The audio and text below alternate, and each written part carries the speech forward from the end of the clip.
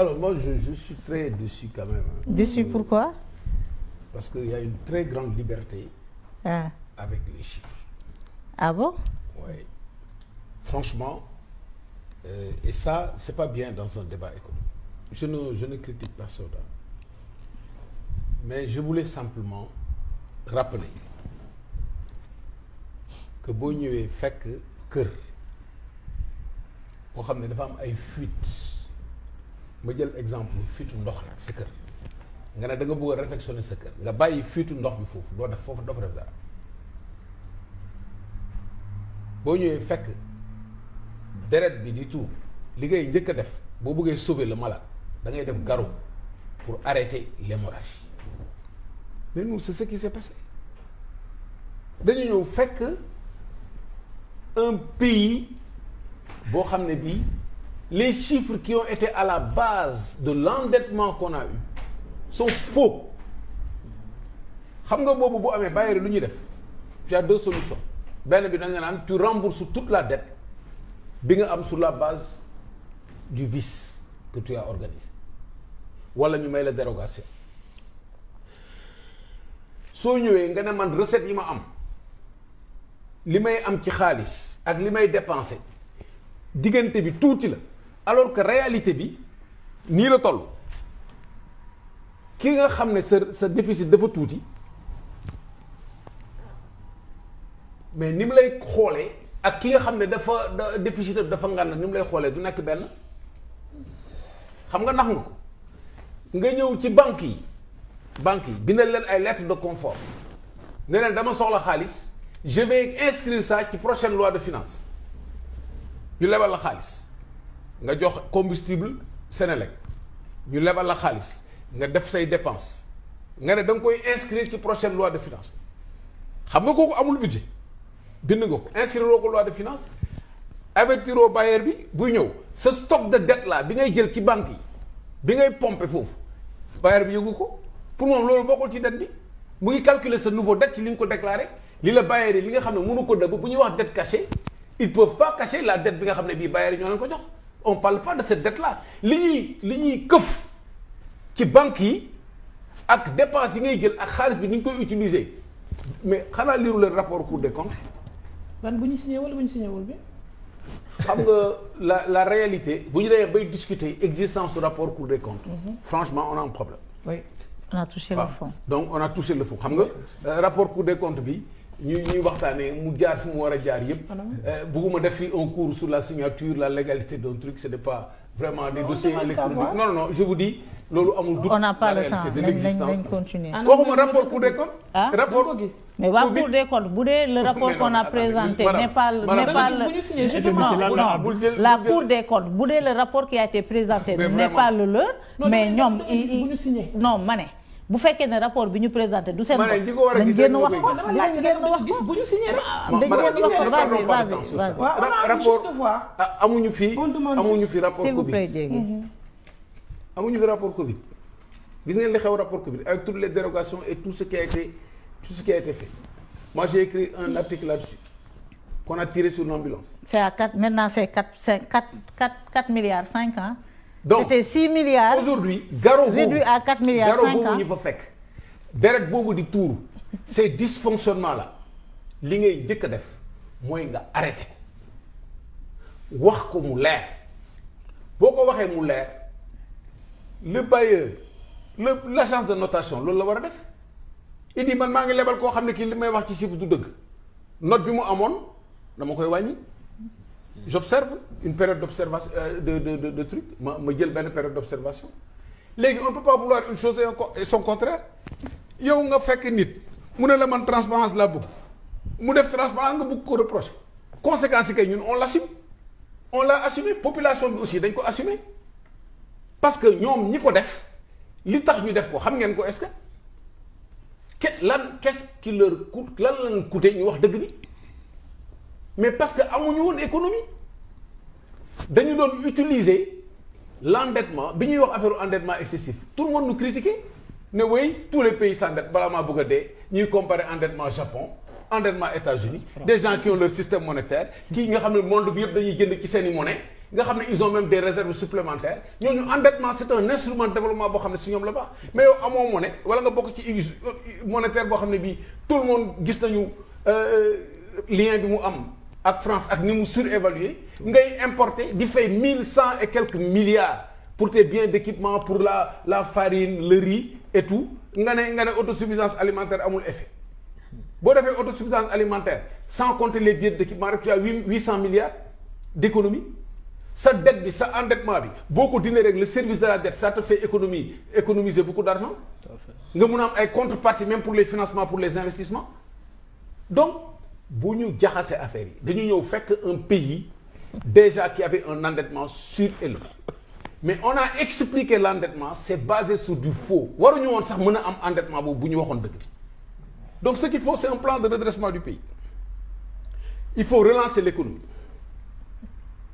et pour relancer l'économie c'est pas benn relance boo xam ne bii da nga koy def pour simplement corriger les dysfonctionnements continuer à fonctionner comme on a mis une vision on dit gouvernance engagement africain ceux qui parlaient de l'Afrique aménagement du territoire développement durable capital humain économie compétitive nga jël axe yëpp xam yan montant nga ciy def ak yan objectif champ lexical bi moo changé mais c'est ce qu'on retrouve dans le PSE. non man PSE seen problème justement c'était ça quand ils ont fait le PSE ils avaient dit qu'ils allaient financer l'économie avec 70% du secteur privé ils ont fait l'inverse ils ont fait l'endettement tout à fait et 30% secteur privé alors que c'est l'inverse qui devait être fait donc ils ont cassé la dynamique le secteur privé moi j'étais là-bas quand on a demandé aux gars quand le ministre des Finances est venu nous voir en salle tous les privés étaient là chacun avait son projet il nous a dit oui on vient de discuter avec les bailleurs on voulait 3 000 milliards on a 5 000 milliards ñun ñëpp dañu doon reetaan moi j'étais avec une société qui avait un financement de 600 milliards qui voulait mettre sur les rails d'autres étaient là ñëpp di reetaan il n'a pas compris que xaalisu privé bokkul ak xaalisu public endettement public bokkul ak xaalis endettement public du jur ay charges lay am mooy service de la dette commission et tout ça alors que endettement privé non seulement waa ji mooy investir il crée des emplois il paye des impôts. ban ministre des finances la. mais xam ngeen ko yéen tamit. 2014 la woon. ah c'était Amadou Ba. c'était Amadou Ba qui est venu en France en février 2024.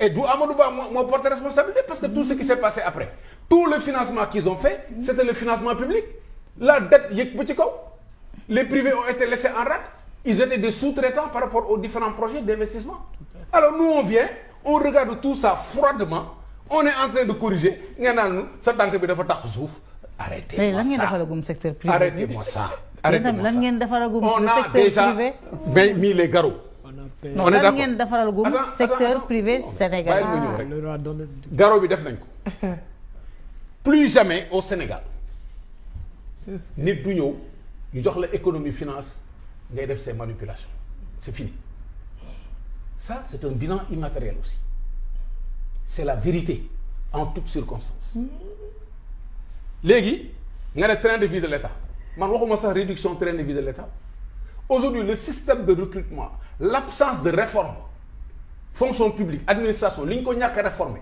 malgré tous les discours li mu jur mooy une administration boo xam ne bii dafa correspondre ak besoin wu état bi donc il faut réduire la taille de l'État c'est pas les frais c'est pas c'est loolu c'est la taille de l'État et redéfinir le rôle de l'État pour transférer le pouvoir économique du public vers le privé l'État di créer environnement boo xam ne bii dafay favoriser la création des richesses mais loolu ça se fait dans la transparence. C'est un vœu. C'est un vœu.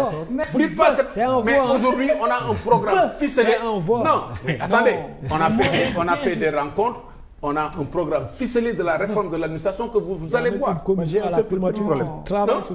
un tout petit problème. Bàyyi ma yeggali rek, bàyyi ma yeggali. Non non moom kay li ngay wax ni daa leer na mais man j'ai un tout petit problème. non mais laissez-le terminer s'il vous plaît. man noo yeegu ma sax dama la bëgg a expliquer que affaire économie du caaxaan faaxe affaire économie du caaxaan on va réduire le train de vie de l'État la taille de l'État correspond on va redéployer mais les pôles là c'est pourquoi les projets qu'on a recensés pour les pôles pour non seulement corriger l'équité territoriale mais il faut transférer les richesses et faire des réalités les petits projets qui vont créer des richesses les privés qui vont les financer. La plateforme là, c'est pourquoi? Vous pensez que tout ça, s'il n'y a pas de cohérence? Mais c'est à l'état de conception. Il y a mais justement, qu'est-ce qu'il y a à l'état de conception? Tu mets une plateforme, tu recenses des projets sélectionnés, nous travaillons pendant des mois, choisir des projets, nous créer une plateforme pour mettre en connexion les gens qui ont des projets et les gens qui veulent les financer. Nous discuter avec les bailleurs de fonds, nous, on ne fait pas de distinction entre France, Malek, Allemagne. On n'a pas ce problème. C'est une fausse accusation qu'on a portée sur nous. Nous, celui qui amène son argent au Sénégal et qui finance le développement, nous, les portes sont ouvertes. Et aujourd'hui, c'est l'appel que nous lançons à tous les investisseurs qui viennent au Sénégal. Donc, la diabolisation là qu'on a développée en disant, est-ce que vous nationaliser cette entreprise? C'était pas une diabolisation. C'était pas une diabolisation. Attendez. Ousmane Sonko dafa assumer un discours souverain. Ce n'était pas une diabolisation. Les ressources naturelles. Qu'est-ce qu'on nous disait? Oh mon Dieu. Ousmane Sonko dafa ne nañu couper les liens avec la France. France dégage. Auchan dégage. Sortie du franc CFA. On n'est pas à MNF. Alors, Légui, quand il a même théorisé la sortie du franc CFA. Qu'est-ce qu'il y a de plus sensible au Sénégal? Ah oui. Aujourd'hui, on a fait tourner les choses. Tu as vu? Ça tourne. On exporte des produits. On utilise une révolution. On utilise le brut sénégalais pour transformer au niveau de la SAR. Vous savez combien ça coûte d'importer du brut, de transformer? Parce que c'est à partir du brut que tu as le gasoil, le gaz, tu as tout. Non mais c'est vrai. Hein? Ça, tu l'utilises. Le brut que tu transformes, il y a une partie qui est au gaz. On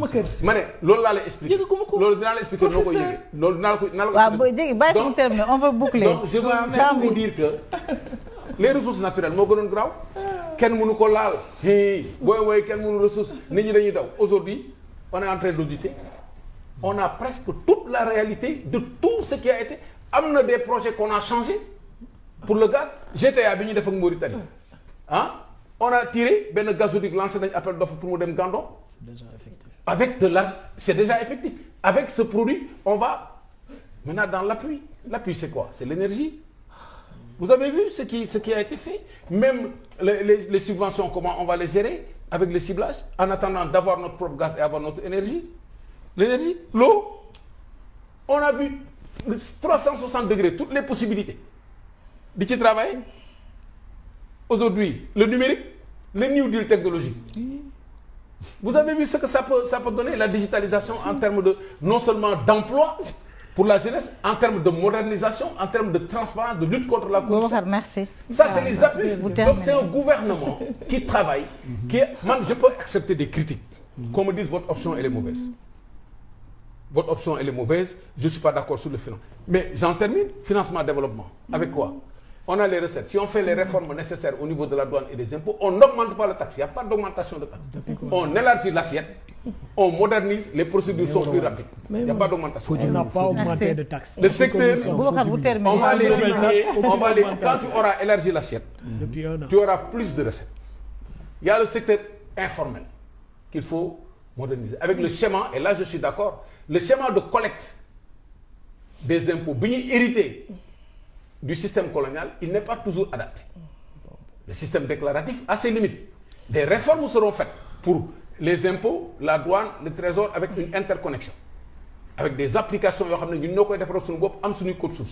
le corriger. Vous avez entendu le Premier ministre sur cette question. Tout à fait. Ça, on est en train de le faire.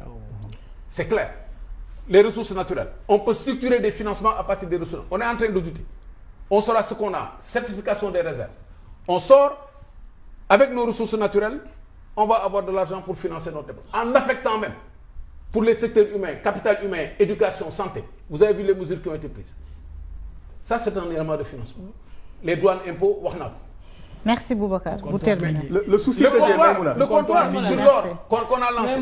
Maïmouna, le souci que j'ai, je vous dis, le souci que j'ai, c'est que Grand Bi, j'adore l'écouter. On apprend toujours avec lui. Toute modestie mise à part. Mais il faut une part d'engagement dans ce qu'il dit. Engagement devant le peuple. Et tout à l'heure, il m'a dit les engagements pris par ailleurs, qui y croient, ils le concernent. ko wax loolu.